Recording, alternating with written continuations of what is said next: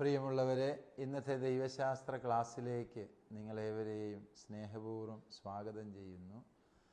ഇന്നത്തെ ഈ ക്ലാസ്സിൽ നാം കഴിഞ്ഞ ക്ലാസ്സിൻ്റെ തുടർച്ചയായിട്ട് വിജ്ഞാന ഗ്രന്ഥങ്ങളിൽ ഏറ്റവും പ്രധാനപ്പെട്ട ജോബിൻ്റെ പുസ്തകത്തെക്കുറിച്ചുള്ള പഠനമാണ് നടത്തുന്നത്. ജോബിൻ്റെ പുസ്തകത്തിൻ്റെ ഉത്ഭവ കാരണങ്ങൾ, അതിൻ്റെ രൂപീകരണ ചരിത്രങ്ങൾ, അതിൻ്റെ സാഹിത്യരൂപം തുടങ്ങിയ ആമുഖ വിഷയങ്ങളെക്കുറിച്ച് മുൻ ക്ലാസ്സിൽ നമ്മൾ വിശദമായി മനസ്സിലാക്കുകയുണ്ട്. ഇന്നത്തെ ഈ ക്ലാസ്സിൽ ജോബിൻ്റെ പുസ്തകത്തെക്കുറിച്ചുള്ള പഠനം ആരംഭിക്കുക പഠിതാക്കളിൽ ഒരാളുടെ ചോദ്യം ശ്രവിച്ചുകൊണ്ട്. ഈ ചോദ്യം ശ്രവിച്ച ശേഷം നമുക്ക് ഈ പുസ്തകത്തെക്കുറിച്ചുള്ള മറ്റ് വിശദാംശങ്ങളിലേക്ക് പ്രവേശിക്കാം. അച്ഛൻ നോബി തോമസ്, താമരശ്ശേരി രൂപതയിലെ തോട്ടുമുഖ ഇടവാങ്കാണ് ഞാൻ. ഇന്ന് തിയോളജിയിൽ വിജ്ഞാന ഗ്രന്ഥത്തിലെ ജോബിൻ്റെ പുസ്തകത്തെക്കുറിച്ചാണ് ചർച്ച ചെയ്യുന്നത്. ജോബിൻ്റെ പുസ്തകത്തിലെ ദൈവശാസ്ത്രപരമായ പ്രമേയങ്ങൾ എനിക്കറിയാൻ ആഗ്രഹമുണ്ട്. അച്ഛൻ അതിനെക്കുറിച്ചൊന്ന് വിശദീകരിച്ച് തരാമോ? എൻ്റെ പേര് ജോസ് മാത്യു. ഞാൻ താമരശ്ശേരി രൂപതയിലെ ദേവഗിരിയുടെ അംഗമാണ്. ജോബിൻ്റെ പുസ്തകത്തെക്കുറിച്ചാണല്ലോ നാം ചർച്ച ചെയ്തുകൊണ്ടിരിക്കുന്നത്. ജോബിൻ്റെ പുസ്തകത്തിലൂടെ കടന്നു പോകുമ്പോൾ ദൈവനിഷേധമായ പല പരാമർശങ്ങളും നമുക്ക് കാണാൻ സാധിക്കുന്നുണ്ടല്ലോ. സഹനം എന്ന സമസ്യയെ ജോബിൻ്റെ പുസ്തകത്തിൻ്റെ ഗ്രന്ഥകാരൻ എപ്രകാരമാണ് നോക്കിക്കാണുന്നത് എന്നൊന്ന് പറഞ്ഞു തരാമോ?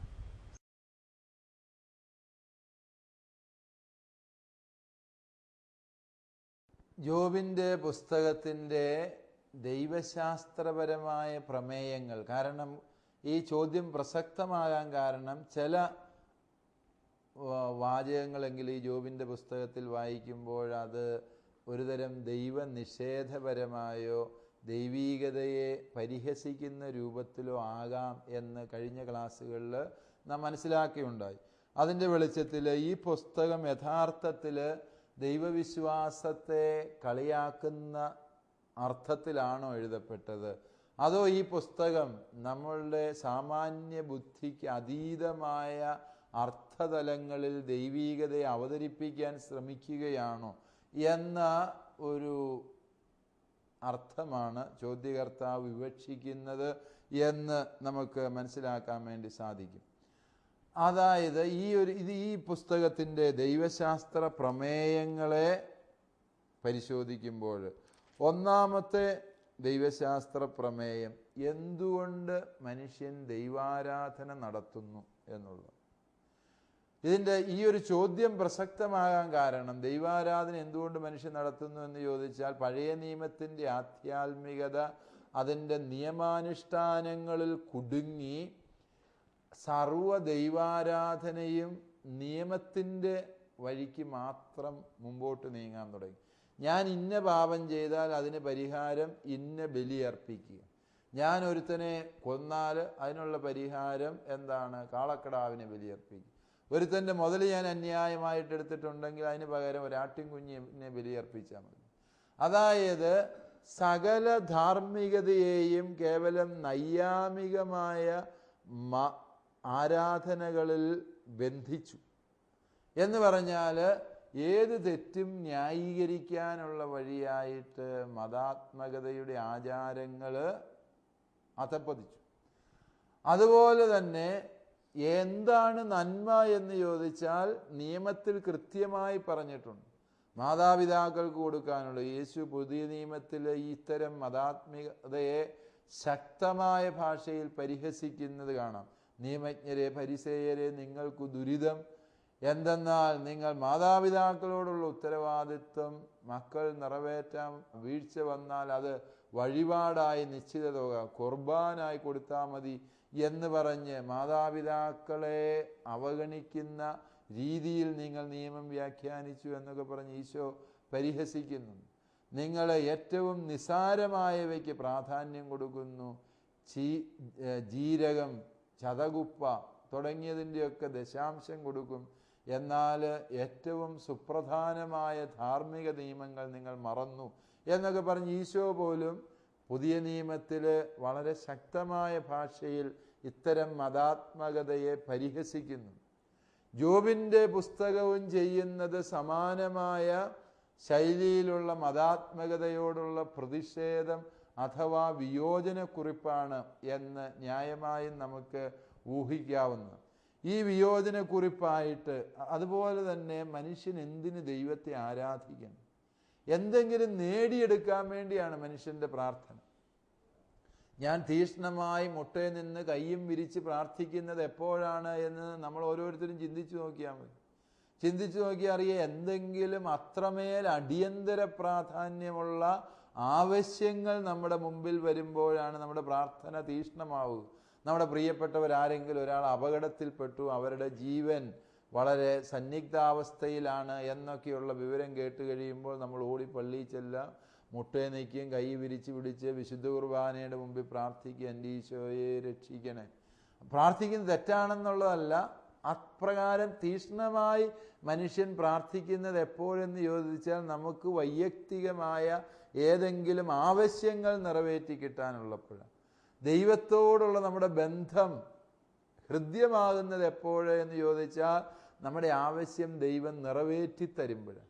നമ്മൾ വളരെ തീക്ഷ്ണമായി തീവ്രമായി വലിയ നിയോഗത്തോടെ വളരെ പരിഹാര പ്രവർത്തികളുടെ അകമ്പടിയോടെ ദൈവത്തിനു മുമ്പിൽ പ്രാർത്ഥിച്ചിട്ട് ഉത്തരം കിട്ടാതെ വരുമ്പോൾ ചിലപ്പോൾ മനുഷ്യന് ദൈവത്തിലുള്ള വിശ്വാസം നഷ്ടപ്പെട്ടെന്നിരിക്കുക, അവൻ നിരാശപ്പെട്ടു പോയെന്നിരിക്കുക, ദൈവം പോലും തന്നെ കൈവിട്ടു എന്ന നിലപാടിലേക്ക് നീങ്ങിയെന്നിരിക്കുക. ഇതൊക്കെ വരുമ്പോൾ ഗ്രന്ഥകാരൻ ചൂണ്ടിക്കാണിച്ചു തരുന്നിതാ, മനുഷ്യ നിന്റെ ദൈവവിശ്വാസം കേവലം കാര്യലാഭത്തിന് വേണ്ടി അഭീഷ്ടസിദ്ധിക്ക് വേണ്ടിയുള്ള ഒരു കുറുക്കു വഴിയായിട്ട് നീ മാറ്റരുത്. ദൈവത്തെ ദൈവമെന്ന നിലയിൽ ആദരിക്കുക, സ്നേഹിക്കുക, ആരാധിക്കുക എന്നുള്ളതാണ് നിന്നിൽ നിന്ന് ദൈവം പ്രതീക്ഷിക്കുന്ന അടിസ്ഥാന മതാത്മകത എന്ന ആശയമല്ലേ ഈ ഗ്രന്ഥകാരൻ ഇവിടെ സമർത്ഥിക്കുന്നത് എന്ന് ന്യായമായും നമുക്ക് ചിന്തിക്കാവുന്നു. അതുപോലെ തന്നെ ഈ സഹനം എന്ന സമസ്യയ്ക്ക് ഈ ഗ്രന്ഥം നൽകുന്ന ഉത്തരങ്ങൾ, പല ഉത്തരങ്ങളുണ്ട്. ചിലപ്പോൾ സഹനം പാപത്തിനുള്ള ശിക്ഷയാകാം, ഇല്ല എന്ന് നമുക്ക് പറയാൻ പറ്റില്ല.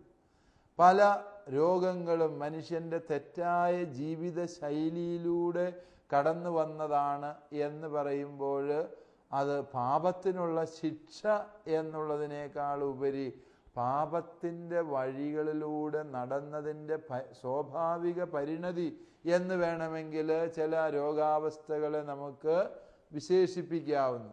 അതുകൊണ്ട് പാപം എന്നുള്ളത്, പാപത്തിൻ്റെ പരിണിത ഫലമാണ് സഹനം എന്നുള്ള ഉത്തരം ചില കാര്യങ്ങളിലൊക്കെ ശരിയായിരിക്കും. പക്ഷേ എല്ലാ സഹനവും പാപം മൂലം സംഭവിച്ചതാണ് എന്ന് പറയുന്നത് ഒരുതരം നിരുത്തരവാദപരമായ വ്യാഖ്യാനമാണ്. വിശദാംശങ്ങൾ നമ്മൾ പിന്നീട് കാണുന്നതായിരിക്കും. അതുപോലെ തന്നെ ചില സഹനങ്ങളെ നമുക്ക് മുന്നറിയിപ്പുകളായിട്ട് പരിഗണിക്കാവുന്നതാണ്. ഇന്ന വഴിയെ ഇനിയും നടന്നാൽ വലിയ ദുരന്തങ്ങൾ, അപകടങ്ങൾ സംഭവിക്കാം. തെറ്റായ ദിശയിൽ അല്ലെങ്കിൽ തെറ്റായ സൈഡിലൂടെ നമ്മൾ വണ്ടി ഓടിച്ചു പോയാൽ അപകടങ്ങൾ പെടാം. ചിലപ്പോൾ വണ്ടിയൊന്നും ഒരഞ്ഞതേ ഉള്ളായിരിക്കും. റോങ് സൈഡിലൂടെ വണ്ടി ഓടിച്ചാൽ ചെറിയൊരു അപകടം പറ്റുമ്പോഴേ നമ്മൾ മനസ്സിലാക്കണം, ഇത് അപകടകരമായ ദിശയാണ്, ഈ വഴിയിലൂടെ ഞാൻ വണ്ടി ഓടിച്ചാൽ ഗുരുതരമായ അപകടം സംഭവിക്കാം എന്നുള്ളതിൻ്റെ മുന്നറിയിപ്പായിട്ട് ചില സഹനങ്ങളെ നമുക്ക് മനസ്സിലാക്കാൻ സാധിക്കും. പാപത്തിൻ്റെ ശിക്ഷയായിട്ടാകാം, നമ്മുടെ വഴികളെ തിരുത്തുന്നതിന്, നേർവഴിയാക്കുന്നതിനുള്ള മുന്നറിയിപ്പുകളായിട്ട് ഈ സഹനങ്ങളെ മനസ്സിലാക്കാൻ വേണ്ടി സാധിക്കും. ചില സഹനങ്ങളൊക്കെ നമ്മളെ ബോധവൽക്കരിക്കാൻ വേണ്ടി, നമുക്ക് പുതിയ അർത്ഥതലങ്ങളിലേക്ക് നമ്മുടെ ചിന്തകളെ നയിക്കാൻ വേണ്ടിയുള്ള പെഡഗോജിക്കൽ എന്ന് വേണമെങ്കിൽ പറയാം, ബോധനത്തിന് വേണ്ടി നൽകപ്പെടുന്ന സഹനങ്ങളുണ്ട് എന്നുള്ളത് സത്യമാണ്. അതായത് ചില സഹനങ്ങൾ ബോധവൽക്കരണം എന്ന് പറയുമ്പോൾ ചിലപ്പോൾ ഉപരി നന്മയ്ക്ക് വേണ്ടിയാണ്. ഉദാഹരണം, നമ്മളുടെ വയറ്റിലൊരു വേദനയുണ്ട്, ചെന്ന് പരിശോധിച്ചപ്പോഴാണ്, ചെറിയൊരു വേദന, ചെന്ന് പരിശോധിച്ചപ്പോഴാണ് ഡോക്ടർ പറഞ്ഞ വയറിനകത്തൊരു വലിയ ട്യൂമറുണ്ട്, അത് ഓപ്പറേഷൻ ചെയ്ത് മാറ്റണം. ഓപ്പറേഷന് വേണ്ടി ഡോക്ടർ വയറ് കീറി, ട്യൂമർ കീറി, അതെടുത്ത് മാറ്റി, അതിനുശേഷം തുന്നിക്കെട്ടി ആശുപത്രിയിലേക്ക് പോയപ്പോൾ നമ്മൾ നടന്നു പോയതാണ്, കാര്യമായ വിഷമമൊന്നും ഇല്ലായിരുന്നു. പക്ഷെ തിരിച്ചു വരുമ്പോൾ നമ്മൾ വളരെ കഷ്ടതയിലും വേദനയിലുമാണ്. കാരണം ഇത്രയും വലിയ മുറിവുകൾ ഉണ്ടാക്കി, ആ മുറിവുകൾ തുന്നിക്കെട്ടി അതിൻ്റെ എല്ലാം വേദനയുമായിട്ട് തിരിച്ചു വരും. അപ്പോൾ നമുക്കറിയാം, ഈ ഓപ്പറേഷൻ നടത്തുന്നതിൻ്റെ ചികിത്സയുടെ ഭാഗമായുള്ള വേദന എന്ന് പറയുന്നത് ഒരു ഉപരി നന്മയ്ക്ക് വേണ്ടി. ആ ട്യൂമർ അവിടുന്ന് എടുത്തു കളയാതിരുന്നാൽ ഒരുപക്ഷെ ആ ട്യൂമർ നമ്മുടെ ജീവന് തന്നെ ഭീഷണിയായി വന്നെന്നിരിക്കാം. അത് ഒഴിവാക്കാൻ വേണ്ടി നമ്മൾ ഓപ്പറേഷൻ്റെ വേദന ചിലപ്പോൾ 1 മാസം നീണ്ടു നിൽക്കുന്നൊരു വേദനയാണ്. ആ 1 മാസം നീണ്ടു നിൽക്കുന്ന വേദനയെ നമ്മൾ സ്വീകരിക്കുന്നത് ഒരു ഉപരി നന്മ ലക്ഷ്യമാക്കിക്കൊണ്ടാണ്. അതുകൊണ്ട് ചില സഹനങ്ങളെ ഇപ്രകാരമുള്ള ഉപരി നന്മയ്ക്ക് വേണ്ടിയുള്ള സഹനങ്ങളായിട്ട് പരിഗണിക്കാവുന്നു. അതുപോലെ തന്നെ ഈ പുസ്തകം പറയുന്ന മറ്റൊരു പ്രധാന സത്യം സഹനത്തെക്കുറിച്ച് പറയുന്നത്, ഒരുവൻ ദൈവത്തിലുള്ള അവൻ്റെ വിശ്വാസം ആഴപ്പെടുത്താനുള്ള അവസരമാണ് സഹനം. സഹനം എന്ന് പറയുന്നത് ഒരുവൻ്റെ വിശ്വാസത്തിന് എന്തുമാത്രം ആഴമുണ്ട്, പരപ്പുണ്ട് എന്ന് പരീക്ഷിച്ചറിയുന്ന വേദി. ഇപ്പോൾ ഉദാഹരണമായിട്ട് നമ്മൾ ദൈവത്തെ സ്തുതിച്ചുകൊണ്ട്, ഹല്ലേലൂയ പറഞ്ഞുകൊണ്ട്, യേശുനാമത്തിന് സ്തുതി പറഞ്ഞുകൊണ്ട് ഇങ്ങനെ ഒരു വഴിക്ക് യാത്ര പോകും. യാത്ര പോകുന്നതിൻ്റെ ഇടയ്ക്ക് നമ്മുടെ കാല് കല്ലിൽ തട്ടി നഖം തെറിച്ചു പോകും. അപ്പോഴും നമ്മൾ ദൈവസ്തുതി പറയുമോ അതോ വേണ്ടാത്ത വല്ലതും പറയുമോ എന്നൊന്ന് ആലോചിച്ച് നോക്കിയാൽ മതി. അങ്ങനെ ഒരുവൻ നമ്മൾ ഈ പറഞ്ഞ ദൈവസ്തുതിയൊക്കെ നമ്മുടെ അന്തരാളത്തിൽ നിന്ന്, നമ്മുടെ ആന്തരികതയുടെ സത്തയിൽ നിന്ന് തന്നെ വരുന്നതായിരുന്നുവെങ്കിൽ സഹനത്തിലും മനുഷ്യൻ പതറാതെ നിൽക്കുമായിരുന്നു. ഭാരതീയ സങ്കല്പത്തിൽ പറയുന്ന ഒരു ഉത്തമ പുരുഷ ലക്ഷണമുണ്ട്. ജിതാത്മന പ്രശാന്തസ്യ പരമാത്മാ സമാഹിത ശീതോഷ്ണ സമദുഃഖേഷു മാനാവമാനയോ എന്ന് പറയുന്ന ഒരു ശ്ലോകമുണ്ട്. അതായത് ജിതാത്മനെ, സ്വന്തം ആത്മത്തെ ജയിച്ചവൻ, അതാണ് ജിതാത്മൻ. പരമാത്മാവിനെ ഉള്ളിലേക്ക് സ്വീകരിച്ചവൻ. അത്തരം വ്യക്തികൾ ശീതത്തിലും ഉഷ്ണത്തിലും സുഖത്തിലും ദുഃഖത്തിലും മാനത്തിലും അപമാനത്തിലും എല്ലാം സമഭാവനയോടെ വർത്തിക്കും എന്നുള്ളതാണ് ഭാരതീയ സങ്കല്പം. അതിന് സമാനമായൊരു സങ്കല്പമാണ് ജോബിൻ്റെ പുസ്തകം ഇവിടെ പറഞ്ഞു വയ്ക്കുക. ജോബിൻ്റെ പുസ്തകം പറഞ്ഞു വയ്ക്കുന്ന ആശയം ഇതാണ്: നിന്റെ വിശ്വാസം യഥാർത്ഥത്തിൽ ആഴമുള്ളതാണ് എങ്കിൽ ദൈവത്തിൽ നിന്ന് കൃപാവരം സ്വീകരിക്കുമ്പോഴും ദൈവിക പദ്ധതിയിലെ തിരിച്ചടികളും സഹനങ്ങളും നേരിടുമ്പോഴും നീ ദൈവത്തെ സ്തുതിച്ചുകൊണ്ടേയിരിക്കും. യോബിൻ്റെ പുസ്തകം പലപ്പോഴും ഈ ആശയത്തെ വ്യക്തമായിട്ട് അവതരിപ്പിക്കുന്നുണ്ട്. ദൈവം തന്നു, ദൈവം എടുത്തു. ദൈവം തന്നു എന്നുള്ളത് കൃപാവരത്തെയും ദൈവം എടുത്തു എന്നുള്ളത് സഹനത്തെയുമാണ് സൂചിപ്പിക്കുക. രണ്ടിലും ദൈവനാമം വാഴ്ത്തപ്പെടട്ടെ.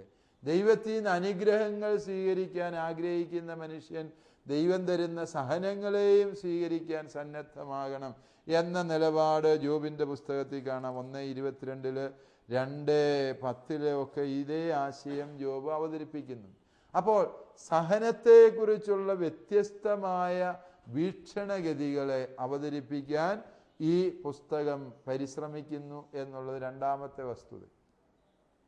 ഇതിൻ്റെ ദൈവശാസ്ത്ര സമീപനങ്ങളിൽ മൂന്നാമത്തെ വസ്തുതയായിട്ട് നമുക്ക് എടുക്കാവുന്നത് സഹനം എന്ന ആ ഒരു സത്യത്തെ ഈ ഗ്രന്ഥം വളരെ സമഗ്രമായി സമീപിക്കുന്നു എന്നുള്ളത്. ജോബ് എന്ന വ്യക്തി സഹനത്തെ വ്യക്തിപരമായി അനുഭവിക്കുന്നു.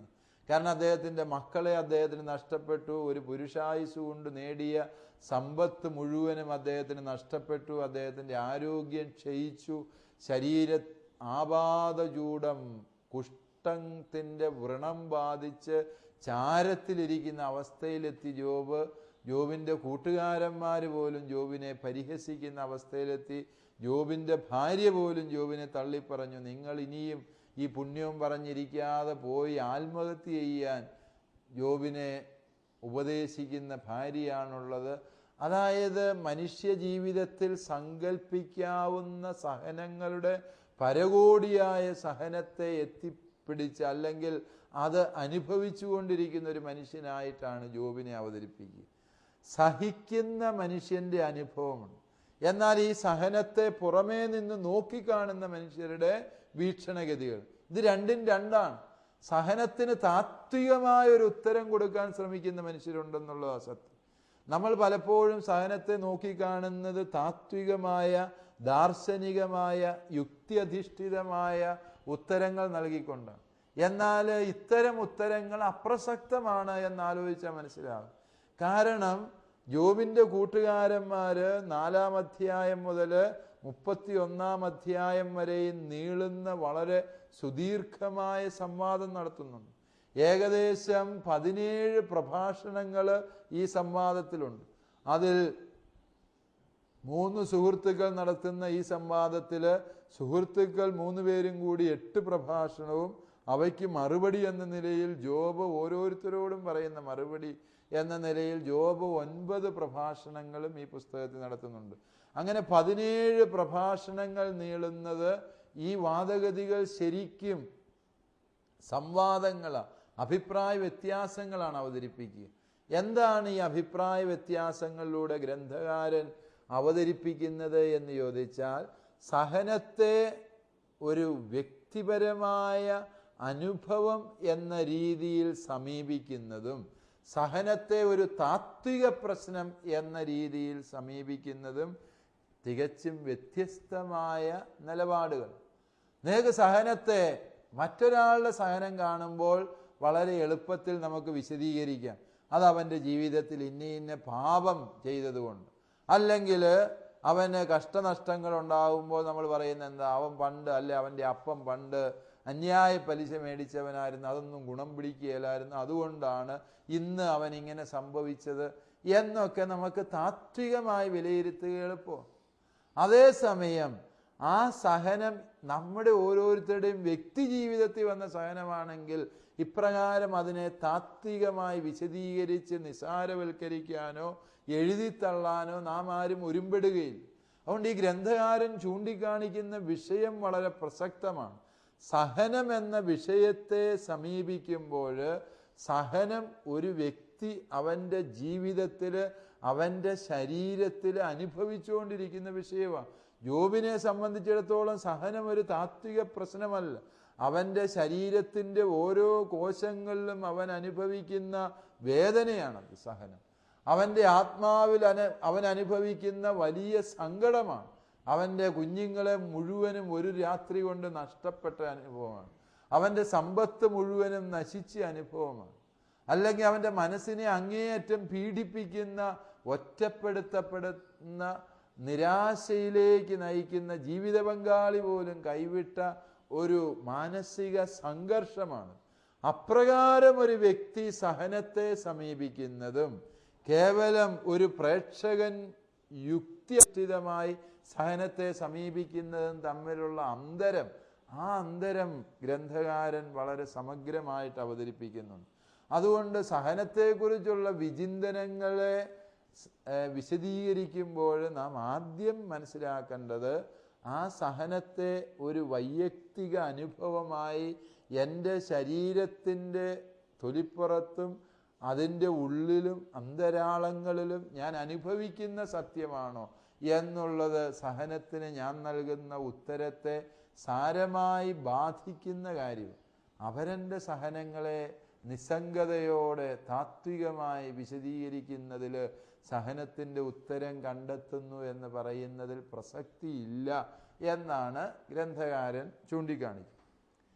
മറ്റൊരു പ്രധാനപ്പെട്ട വിഷയം, 4-മതായിട്ട് ഈ ഗ്രന്ഥകാരൻ നമ്മുടെ മുമ്പിൽ അവതരിപ്പിക്കുന്ന ഒരു ബോധനശാസ്ത്രം, ഒരു പെഡഗോജി ഉണ്ട്. എന്താണ് ഈ ബോധനശാസ്ത്രം എന്ന് ചോദിച്ചാൽ, എങ്ങനെയാണ് ഒരു മനുഷ്യൻ അറിവ് നേടുക? അപ്പോൾ സഹനത്തെക്കുറിച്ചുള്ള വിചിന്തനമാണ് അദ്ദേഹത്തിൻ്റെ മുന്നിലുള്ള യഥാർത്ഥ ചർച്ചാ വിഷയം. എങ്കിലും ആ ചർച്ചാ വിഷയത്തിൻ്റെ പിന്നാമ്പുറത്ത് നിന്നുകൊണ്ട് ഗ്രന്ഥകാരൻ പറയുന്നൊരു സത്യമുണ്ട്. എങ്ങനെയാണ് ഒരുവൻ യഥാർത്ഥത്തിൽ അറിവ് നേടുക?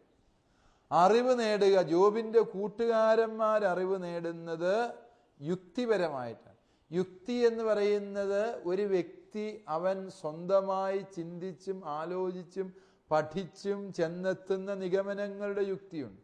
അതുപോലെ തന്നെ പൂർവകാലങ്ങളിലെ യുക്തി അധിഷ്ഠിതമായ വിചിന്തനങ്ങളെ ആധാരമാക്കിയുള്ള യുക്തിയുണ്ട്. ഇതെല്ലാം യുക്തിയുടെ ബുദ്ധിയുടെ ഒരു മാർഗമാണ്. നമ്മൾ തന്നെ കുറേ ബുദ്ധിപൂർവമായ നീക്കങ്ങൾ നടത്തുന്നു. ഇതിനു മുമ്പ് ജീവിച്ചിരുന്ന മനുഷ്യരുടെ വിജ്ഞാനത്തെ ആധാരമാക്കി, അവരുടെ ആശയങ്ങളെ ആധാരമാക്കി നമ്മൾ പല യുക്തി വിചാരങ്ങളിലും ചെന്നെത്തുന്നു. അതുകൊണ്ട് യുക്തിയുടേതായ പാരമ്പര്യ വിജ്ഞാനത്തെ ആധാരമാക്കി, പ്രായമായവരുടെ അനുഭവസ്ഥരുടെ സൂക്തങ്ങളെ ആധാരമാക്കിക്കൊണ്ട് നമ്മൾ പല യുക്തി വിചാരങ്ങളും നടത്തുന്നുണ്ട് എന്നുള്ളത് സത്യമാണ്. അതായത് അത്തരത്തിലുള്ള യുക്തിപരമായ അറിവ് നേടുന്ന ഒരു ശൈലി, ആധുനിക ഭാഷയിൽ പറഞ്ഞാൽ യുക്തിവാദം, അത് തീർച്ചയായും അറിവിൻ്റെ ഒരു തലം തന്നെയാണ്. അതിനെ ഗ്രന്ഥകാരൻ ബഹുമാനിക്കുന്നുണ്ട്. അതിനുവേണ്ടി വളരെയേറെ അധ്യായങ്ങൾ നീക്കിവെക്കുന്നുണ്ട്. എന്നാൽ അതോടൊപ്പം ജോബിൻ്റെ വീക്ഷണത്തിൽ ഇത് യുക്തിയല്ല, അനുഭവത്തിലൂടെ ആണ് ഈ ജ്ഞാനം ആർജിച്ചു വരുന്നത്. എന്നാൽ ദൈവമായ കർത്താവ് രംഗപ്രവേശം ചെയ്യുമ്പോൾ ഈ രണ്ട് വാദഗതികളെയും ദൈവം തള്ളിക്കളയുകയാണ്. യുക്തിയിൽ നിന്ന് സംസാരിക്കുന്ന കൂട്ടുകാരുടെ വാദഗതികളെയും അതുപോലെ അനുഭവത്തിൻ്റെ വെളിച്ചത്തിൽ സംസാരിക്കുന്ന ജോബിൻ്റെ വാദത്തെയും ദൈവം ഒരുപോലെ തള്ളിക്കൊണ്ട് ദൈവമായ കർത്താവ് ചില വെളിപ്പെടുത്തലുകൾ നടത്തുന്നു. അപ്പോൾ അറിവിൻ്റെ മൂന്നാമത്തെ തലം ദൈവീക വെളിപാടാണ് എന്നൊരാശയം ഗ്രന്ഥകാരൻ കൊണ്ടുവരുന്നുണ്ട്. എന്നാൽ ദൈവം തന്നെ വെളിപ്പെടുത്തിയ ശേഷവും ജോബിന് ഒന്നും പൂർണ്ണമായും മനസ്സിലായില്ല എന്ന ഒരു നിലപാട് ഈ ഗ്രന്ഥകാരൻ സ്വീകരിക്കുമ്പോൾ വെളിപാട് എന്ന ആ സത്യത്തെ കൂടുതൽ ആഴത്തിലേക്ക് ഗ്രന്ഥകാരൻ കൊണ്ടുപോവുക. വെളിപാട് എന്ന് പറയുന്നത് ഒരു നിമിഷത്തിൽ എനിക്ക് കിട്ടിയ ഏതോ ഒരു ദൈവജ്ഞാനം എന്നതിനുപരിയായി ദൈവീക വെളിപാടിൻ്റെ ഒരു നൈരന്തര്യം, അത് ഇങ്ങനെ തുടർന്നുകൊണ്ട് പോകുന്നതാണ്. It is an ongoing process. ദൈവീക വെളിപാട് എന്ന് പറയുന്ന ഒരു നിമിഷത്തിൽ ഞാനെന്ന വ്യക്തിക്ക് മാത്രം കിട്ടിയതല്ല. ആ വെളിപാടിൻ്റെ നൈരന്തര്യത്തെ, അല്ലെങ്കിൽ അതിൻ്റെ ആ ഒരു തുടർച്ച, അതിൻ്റെ സമഗ്രതയിലാണ് അറിവിൻ്റെ ശരിയായ അർത്ഥതലങ്ങൾ കണ്ടെത്തുക. അതുകൊണ്ട് യുക്തി, അനുഭവം, ദൈവീക വെളിപാട്, ആ വെളിപാടിൻ്റെ നൈരന്തര്യം, അവയെ ആധാരമാക്കിക്കൊണ്ട് വേണം നാം ഈ ഒരു യാഥാർത്ഥ്യത്തെ സമീപിക്കാൻ എന്ന സത്യം. അവസാനമായി ജോബിൻ്റെ പുസ്തകം നീതി അനീതി എന്നൊക്കെ നമ്മൾ പലപ്പോഴും വിഭാഗീകരിക്കുന്ന ധാർമ്മിക തത്വങ്ങളെ പുനരാലോചനയ്ക്ക് വിധേയമാക്കുന്നു എന്നത് അസത്യം. പലപ്പോഴും നമ്മൾ ചോദിക്കുന്നത് ദൈവം ഈ ചെയ്തത് നീതിയാണോ? കാരണം ഇപ്രകാരം നിഷ്കളങ്കർ സഹിക്കാൻ അനുവദിച്ചത് ദൈവത്തിൻ്റെ ഭാഗത്ത് സംഭവിച്ച അന്യായമല്ലേ? ദൈവപരിപാലനയിൽ ഇത് സാധൂകരിക്കാൻ, ന്യായീകരിക്കാൻ പറ്റുമോ? ഇങ്ങനെയൊക്കെയുള്ള ചോദ്യങ്ങളാണ്. എന്തുകൊണ്ട് ദൈവമേ ഇപ്രകാരമൊക്കെ സംഭവിക്കുന്നു? മനുഷ്യൻ ഉന്നയിക്കുന്ന പല ചോദ്യങ്ങളും അപ്രകാരം. എന്നാൽ ജോബിൻ്റെ ഗ്രന്ഥകാരൻ പറയുന്നു, നീതി അനീതി എന്നൊക്കെയുള്ള ആ പദങ്ങളും പദപ്രയോഗങ്ങളും അത്തരത്തിലുള്ള ആശയഗ്രഹണങ്ങളും ആത്യന്തികമായി മാനുഷിക തലത്തിൽ മാത്രമേ ഉള്ളൂ. ദൈവം ചെയ്യുന്ന ഒരു പ്രവൃത്തി നീതിയാണോ അനീതിയാണോ എന്നൊരു ചോദ്യം തന്നെ അപ്രസക്തമാണ്. ദൈവം പ്രവർത്തിക്കുന്നത് മനുഷ്യൻ്റെ നീതി അനീതി എന്നുള്ള ആ ഒരു നേർരേഖകളിലൂടെ അല്ല. ദൈവത്തിൻ്റെ രക്ഷാകര പദ്ധതിയിൽ അവിടുന്ന് പ്രവർത്തിക്കുമ്പോൾ അവയെല്ലാം ആ രക്ഷാകര പദ്ധതിയുടെ സാക്ഷാത്കാരത്തിന് വേണ്ടിയുള്ളതാണ്. അതിൽ അന്യായത്തിൻ്റെ കണികയില്ല, അനീതിയുടെ ലാഞ്ചനയില്ല. കാരണം എല്ലാം ദൈവനീതിയുടെ സാക്ഷാത്കാരങ്ങൾ മാത്രമാണ്. അതുകൊണ്ട് മാനുഷികമായി ചിന്തിക്കുമ്പോൾ ചിലതൊക്കെ നീതിപൂർവമല്ല എന്ന് മനുഷ്യന് സംശയം തോന്നാമെങ്കിലും അവയെല്ലാം ദൈവീക രക്ഷാകര പദ്ധതിയിൽ അർത്ഥപൂർണമാണ്. അതൊരുപക്ഷെ ഈ ഭൗമിക ജീവിതത്തിൽ അതിൻ്റെ പൂർണ്ണാർത്ഥം ഗ്രഹിക്കാൻ നമുക്ക് കഴിഞ്ഞെന്ന് വരില്ല. എന്നാൽ അവ അതിൻ്റെ പൂർണ്ണമായ അർത്ഥങ്ങളിലേക്ക് എത്തിച്ചേരുന്നത് നാം ദൈവത്തോട് ഒത്തുചേരുന്ന ആധ്യാത്മിക അനുഭവത്തിലാകാം അഥവാ നിത്യതയിലാകാം എന്ന ഗ്രന്ഥകാരൻ്റെ സമീപനങ്ങൾക്ക് വളരെ ആഴമുള്ള അർത്ഥമുണ്ട് എന്ന് നാം മനസ്സിലാക്കും. ദൈവം അനുഗ്രഹിക്കട്ടെ. കോഴ്സുകളെക്കുറിച്ചുള്ള വിശദ വിവരങ്ങൾക്ക് the director, alpha institute of theology and science, Sandeshabhavan, post box number 70, Thalassery 670101. Telephone 0490-2344-727, 2343-707. Email alfits@gmail.com. Website www.alphathalassery.com. ഈ പ്രോഗ്രാമിനെ കുറിച്ചുള്ള അഭിപ്രായങ്ങളും നിർദ്ദേശങ്ങളും ഞങ്ങളെ അറിയിക്കുക. വിലാസം: the producer, Theologia, Shalom television, Peruvannamuzhi PO, Kozhikode 673-528. Phone 0496-266-4600.